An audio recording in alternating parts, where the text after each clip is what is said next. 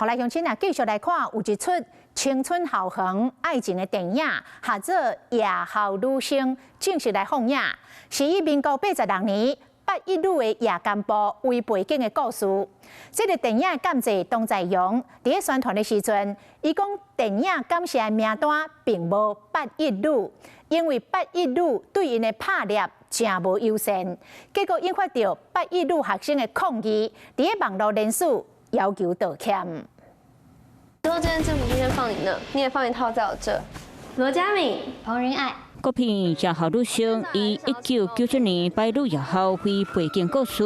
两位离夜校高中女生因为交换制服游戏发展出情谊，剧情伫咧探讨升学压力和爱情的课题。电影上映了后，剧组最近开始伫咧宣传和观众互动，新告公教会引起争议。北女确实对这个案子不是那么的友善啊，那我们也尊重了啊，那所以我们在后谢名单里面谁都感谢了，就是没有感谢北一女。直接点名学校不够优先，原来当初剧组伫咧翕时，8一女学校并无同意要借所在。他们居然跟我们说，就是夜校的历史啊，放在校史馆就可以了，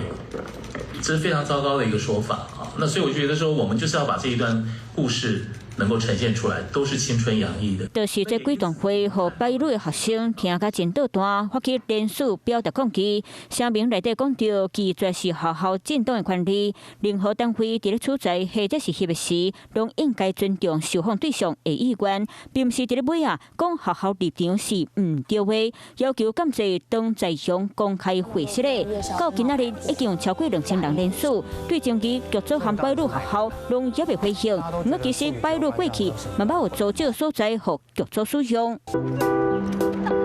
13年前，陈妍希主演的电影《初恋风暴》，同款是以8一女做背景，剧情内底基队伫咧运动场表演，甚至是主角偷走出现伫咧学校门口的片段，拢是伫咧8一女翕的。这边夜校女生剧组因为翕的过程发生争议，嘛互想要呼应青春过往的电影诉求模糊焦点。